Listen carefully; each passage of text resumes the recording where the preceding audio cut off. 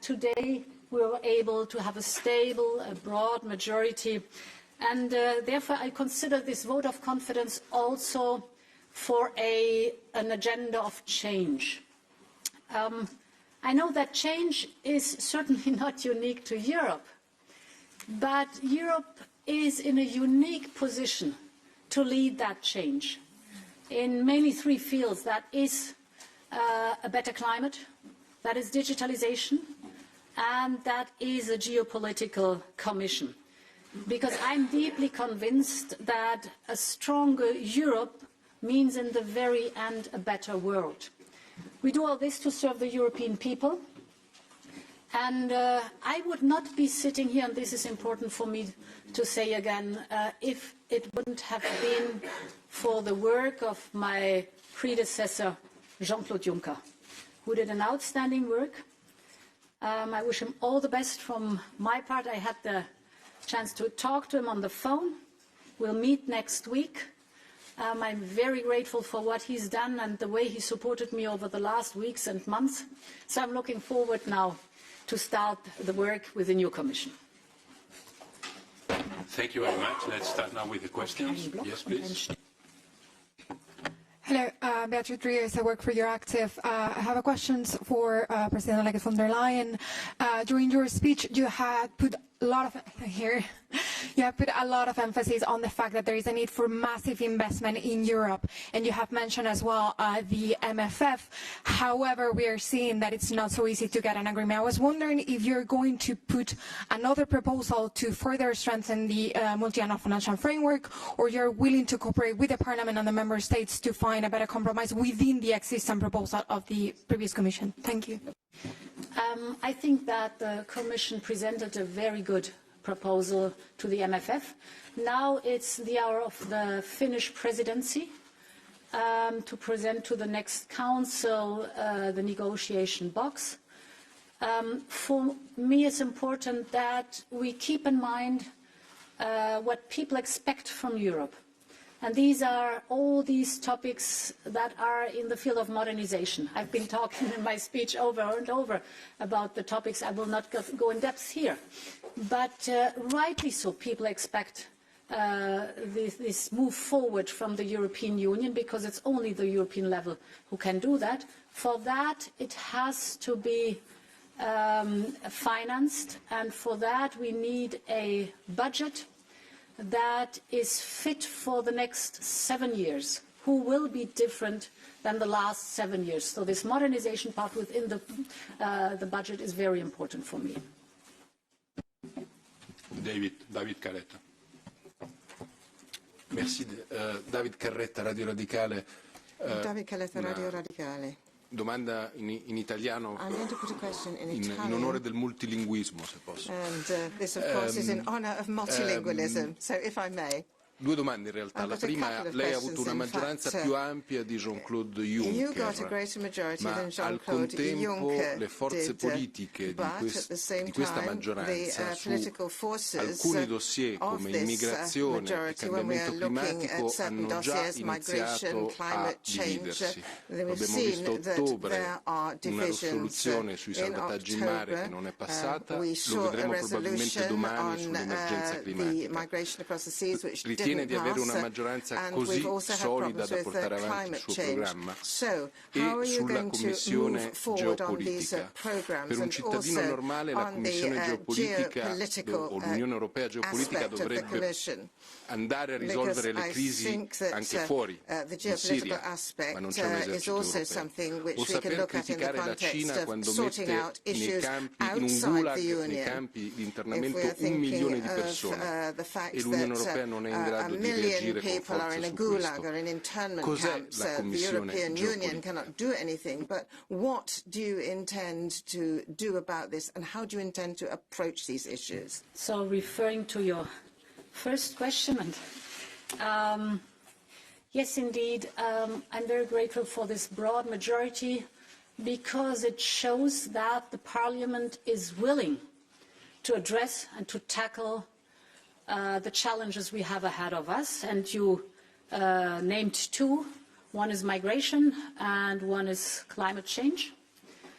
So I'm convinced that in migration, knowing that migration will stay with us as a phenomenon, it will not go away, it is our role as a European Union, and if not us, who else would be able to do that, to develop a comprehensive concept for migration so that dealing with migration, and this has many different parts in it, will be in a humane way, but also in an effective way.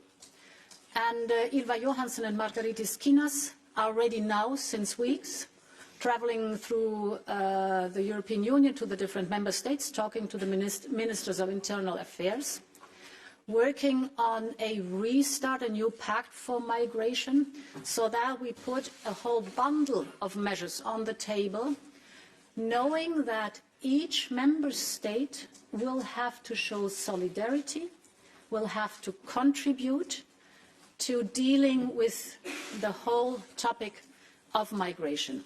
And as I've said in my speech, I think the European Union, rightly so, is so proud of its values, is so proud of the rule of law. And because this is so, we should be able to develop a comprehensive migration concept that could be, or show us as a role model for the world, a concept that is sustainable and deals with the phenomenon that will not go away. Same goes for climate. I don't have to tell you that it's high time that we act with climate. The good part is, it's one of the most important fields, but it's also one of the few fields where the European Union is absolutely front runner. So, and I think if we do it right, it will not only be impressively a role model for the world, it will not only be good for our planet, not only be good for the climate, but it will also be important for the European Union, who will then be the exporter of knowledge, the exporter of technologies, the one who knows that green financing pays off. So it could be an enormous advantage for us also to be successful in something which in the very end says a stronger Europe means a better world. Your third point, the geopolitical commission, you referred a lot towards the external action, if I may say so. Here too, the European Union has a unique set of instruments and tools for the external action. One of the members of parliament, several members of parliament in the question and answer period, mentioned NATO. NATO will always be collective defense without any question. And Article 5 will always be NATO. And NATO is certainly the strongest military alliance in the world. The European Union will never be a military alliance. The European Union is completely different. And I see many fields where I do not see NATO, but the European Union is called upon. And we should be aware that we have a huge toolbox of instruments, from development aid to international investment, to building up the European Defence Union. We're sending lawyers and teachers and development workers and servicemen and servicewomen and many others to support our neighbourhood in a way that we do know with a stronger neighbourhood, we will have a stronger Europe too. Last point on that, I was referring mainly to the external action because this was your example, but I also see, for example, a vast and important role for the European Union, international as a geopolitical commission, for example, in the topic of digitalization. Because there are big players in digitalization who mainly rely on the market and the money and the economy. And there are others who heavily rely on the government, that is guiding everything. The European approach is a different one. We have a human-centric approach. So the first question we put out there is, how can we protect and empower the individual person within digitalization to have, for example, a digital identity that is protected and sovereign. And like with GDPR, we were setting the standards in the world for the very first time. It was a gift to the world. Nobody else could have done it. So in this way, we shaped the road or the world concerning these topics. The same will be for artificial intelligence. It's our task to step forward, to set the standards before others are setting the standards. Marine. Mehreen Khan in the corner. Hi, from the FT. Madam President, it sounds like today the composition of your majority has a clear bias and skewing towards the right of the political spectrum. So we have the Liberals and the S&D, but also if you had to sort of picture the hemisphere, you do have support from the non-progressive forces. How will you try and convince those progressive forces, and I'm thinking the Greens and the Green Left, when it comes to your climate package, that you're not going to be a president of the right? I have a vast majority on the pro-European part of this House. So if you look at the numbers, it's impressive. And this is good so. So I was offering a positive, and I am offering a positive agenda together with my Commission. I laid it out very clear. The main topics, the main pillars are very clear. We started with the political guidelines, intensified it now with the mission letters and the commissioners. And we will deliver the work program end of January, beginning of February. So there's a very consistent line in what the agenda is, and obviously a majority and a centered and pro-European majority in this House thought this is the right way to go. Thank you. Ernest Bunguri from Euronews Albania. President, the Commission keeps opening the doors for the Western Balkans, but it's the EU Council slapping them back to the face of the countries of that region, which is indeed inside the European Union. So what is your strategy for the EU Council to respect the seriousness, the work and the recommendations of the Commission? And if I may, rule of law being in the center of the enlargement process and very important for you, why did you choose the weakest link in Europe, Hungarian commissioner, seen from outside as a bad message coming to that point, and what did convince you that he's the right person for that? Thank you. Ich gehe jetzt mal ins Deutsche, dann muss ich noch ins Französische gehen. And then I'm going to change to French later on, indeed. Voilà. Also nein, wir machen... Ich bin der festen Überzeugung, dass es in unserem strategischen Interesse ist, dass wir den Westbalkan so nah wie möglich an uns heranholen. Und Sie wissen, dass ich der Überzeugung bin, dass Nordmazedonien und Albanien, von denen wir viel verlangt haben, es verdient hätten, dass wir die Beitrittsgespräche begonnen, eröffnet hätten. Und es gilt aber jetzt den gesamten Rat zu überzeugen. Ein großer Teil des Rates unterstützt diese Haltung, aber es gilt den gesamten Rat zu überzeugen. Ich bin froh, dass sich mehr herausstellt, dass der Wunsch nach einer Überprüfung des Beitrittsprozesses da ist. Ich finde, das ist legitim und darüber kann man sprechen und dafür bin ich sehr offen. Parallel bin ich aber auch der Überzeugung, dass die beiden Länder Nordmazedonien und Albanien, die unter bestimmten Grundbedingungen von uns aufgefordert worden sind, sich näher der Europäischen Union, mehr der Europäischen Union zu nähern und sich sehr stark zu verändern, dass wir mit diesen Ländern sozusagen, wenn man mitten im Galopp ist, nicht die Pferde wechseln, sondern sie auf sich verlassen können darauf, dass die Regeln, die wir selber aufgestellt haben, von uns auch eingehalten werden. Aber das schließt nicht aus, dass man nicht zusammen im Rat auch die berechtigte Frage Council, we may need to ask the right questions about certain checks and reforms that are still required. And a second point I wanted to make, and thank you very much for raising that point, because this is important. I think that there is something which must be very, very clear, and I think that every commissioner, every vice president is very clear about the fact that we, and I don't even need to state this, but we are 100% independent. We are commissioners who are independent. We have one common goal, and our goal is the well-being of the European Union. We have got a very clear legal basis. We have the European treaties to base our behaviour on. We have a code of conduct as well. We have the code of conduct within the European Union, and that means that the only institution that we are responsible to is firstly, of course, the European citizens. But if you talk about an institution, it would be the Parliament and the Council.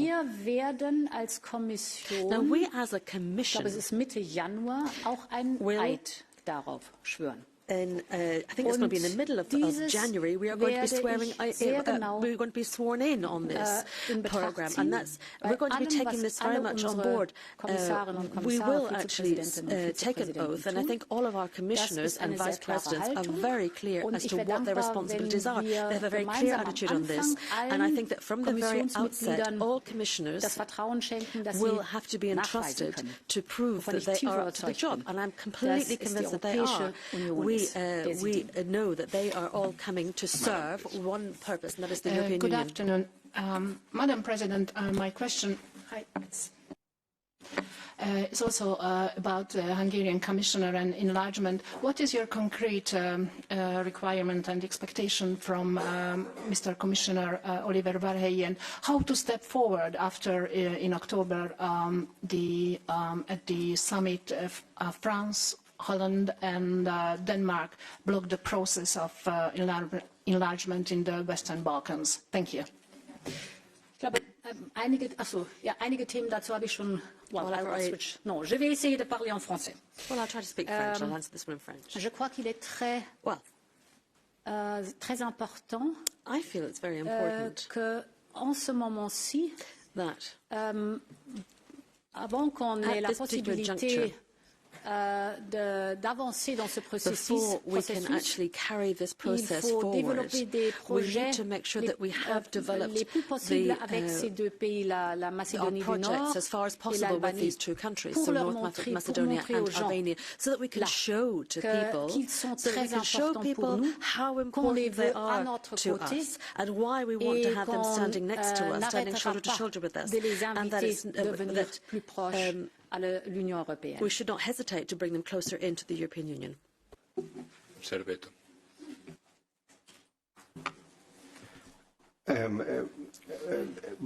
Bonsoir, Madame la Présidente.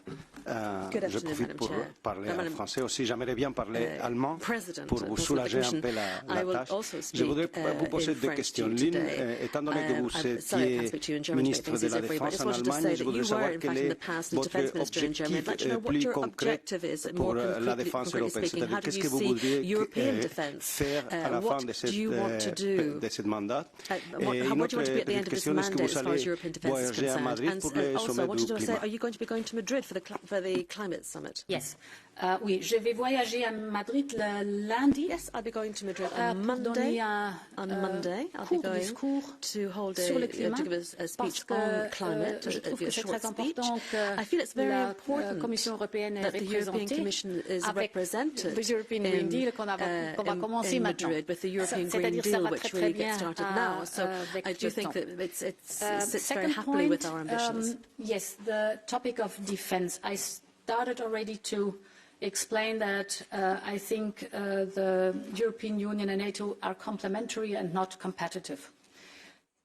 If we only look at the European Union and only at the topic of defence, as you were asking, I think with the very special approach the European Union has, to have a comprehensive approach to security, the European Union itself should be able to have structures and procedures to act and react when it is called upon.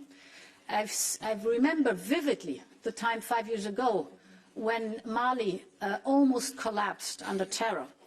And there was the political will in the European Union, but we had neither structures nor procedures to move forward. So there was the will, but not the possibility. In between, we built up the European Defence Union. The terms are PESCO and the CARD process, which is an impressive process because it went very fast. It took us 2.5 to 3 years from the idea that was enshrined actually in the Lisbon Treaty but never brought to life, to put it into place and to have it. There's a second point in it that is the so-called European Defence Fund that will be in the Director General's responsibility in the defence with Thierry Breton. The European Defence Fund does something very interesting. It says basically to the European member states, if you procure together, that is research and development, we will co-finance, I think it's, don't pick me on the number, but I think it's 30% of what you develop together. And what is the smart part behind it? The first project, for example, in this European Defence Fund is a Eurodrone. Of course, Europe would not have to develop it. It could lease or buy it in other parts of the world. But that would mean that you never decide on where it flies and what you see, and you never know anything about the technology behind it. It's a black box for you. If we develop it on our own, it has a huge spillover effect in the civil industries, and I'm convinced drone technologies in the topic of transport will be one of the technologies you'll need in the civil world further on. So it's good that the European Union develops the technologies behind it, and it can only do this if we pull our forces together and we have the European level on it. So the mechanism I described shows that, and you can take other fields that are of interest, cybersecurity, for example, too, shows that it's mainly a mechanism to bundle up forces, to develop technologies we need in the civil world, to have a strong Europe for a better world. Bien, ce sera impossible de prendre toutes les questions, mais vous aurez 5 ans devant vous au moins. Well, it's not going to be possible to take all questions. Thomas Friedrich, VDI Nachrichten, Frau Präsidentin. Sie haben den Green Deal zu einer Priorität gemacht und haben für alle Wirtschaftsbereiche Wind of Change angekündigt. Die europäischen Landwirte stehen auf den Barrikaden, nicht nur in Deutschland, sondern auch gegenüber der EU wegen dem mittelfristigen Finanzrahmen der Agrarkürzungen, Mercosur und der Nitratrichtlinie in ihrer Heimatregion in Niedersachsen. Wie sind Ihre Antworten? Und zweitens würde mich interessieren, wie sieht Ihr erster offizieller Arbeitstag aus nach der Devise Ursula im Berlaymont alleine zu Hause am Sonntag? This, for you, Ursula, is the first working day that you have in the Berlaymont. I'm very pleased to be in the Berlaymont, and it was a great pleasure for me to welcome all the different commissioners. That's going to be happening, of course, on Saturday, and Sunday is going to be dominated by telephone calls with the G20 and the G7 countries, because the most important thing here is outreach. And then on Monday, as I already told you, I shall be travelling to the climate conference in Madrid. And then after that, we have preparations for the first meeting of the college. Ich habe sehr klar mit dem Blick auf unsere Landwirtschaft gesagt, dass bei allen Veränderungen, die auf unsere gesamte Gesellschaft beim Thema Digitalisierung, die übrigens enorm helfen wird in der Landwirtschaft, und in digitalization, in the economy as a whole. Agriculture is at the forefront. Climate change is crucial here. And of course, it's very important that we ensure that we adjust all changes to the agriculture. And the task of this Commission is going to be to work very closely with Member States, share responsibilities, and ensure that we clear the road for a future agricultural system, but of course a system which fits well within the new foci that we have set ourselves. Barzaz, a reporter from Khorasan 24. I have a question for both of you. You're going to be president for 5 years for European people, also for the Europe issue, out of the Europe issue. I'm going to ask you about the Middle East. Do you want to peace in the Middle East? If you want to peace, if you want to be great relationship between the Europe and the Middle East, you have to accept the Khorasan country, this area. I'm going to explain why. Mr. President, you're from Italy, you have a country, you have an identity. And Madam van der Leyen, you have identity, you have a country. I'm 32 years old, still I don't have a country. I don't have an identity. So not just me, 30 million people, they are looking for identity.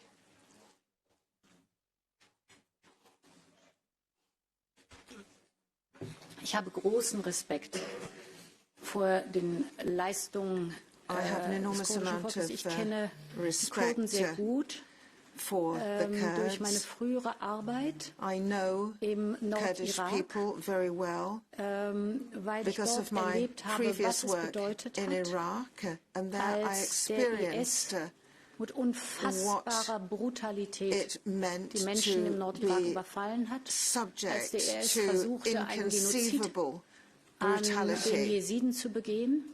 First of all, we saw the attempted genocide against the Yazidis, and I noted how courageous the Kurds fought against IS. Mit unserer Unterstützung verteidigt haben, sondern vor allem auch die vielen Flüchtlinge. But also with our support, I have so much respect for the way in which they cared for and protected the many refugees in northern Iraq.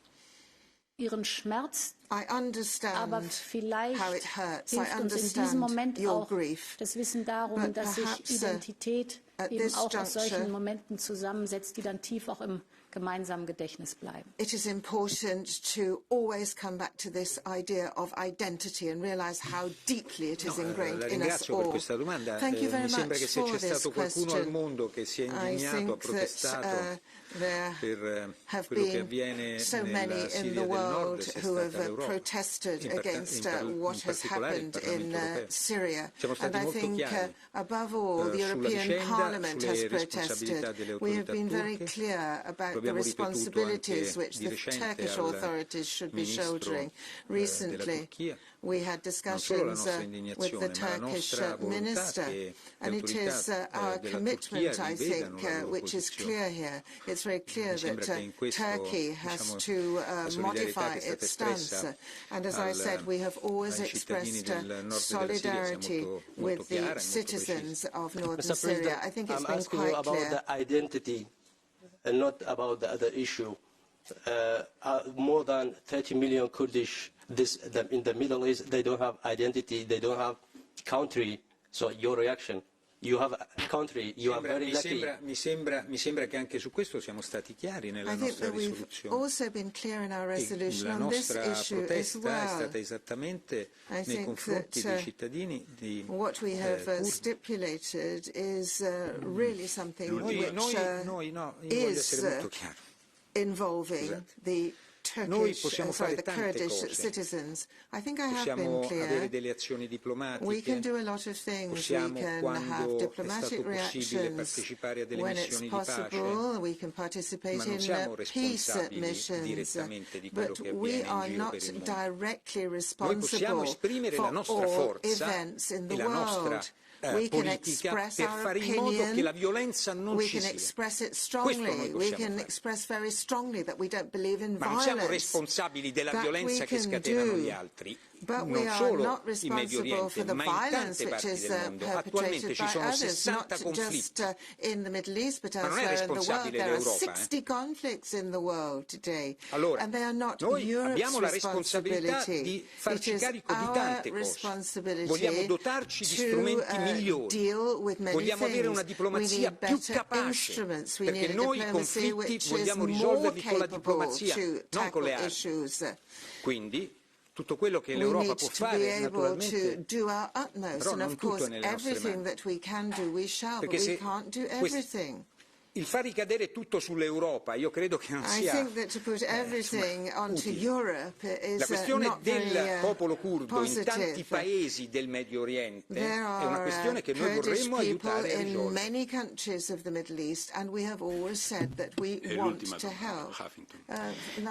Angela Mauro, Huffington Post Italy. I have a question for President von der Leyen. In July, in this Parliament, you talked about the reform of the Dublin regulation. Today, you didn't mention it at all, as far as I heard. Is this still a priority in your agenda? Yeah. Of course it is a priority. It will be within the Migration Pact that will be presented. I assume it's going to be the end of the first quarter, beginning of the second quarter of next year. And indeed, of course, I was talking about the asylum procedures and the Dublin reform, which are at the core of the whole package. So without any doubt, it's included. Presidente, per chiudere. Sì, tre considerazioni. Innanzitutto ringrazio la Presidente perché ha usato parole molto chiare, ad esempio rispondendo alla collega giornalista sulla questione del bilancio dell'Unione. Io non vorrei che ci si dimenticasse che dialogare con il Parlamento è essenziale per chiunque, perché è il Parlamento che vota il bilancio.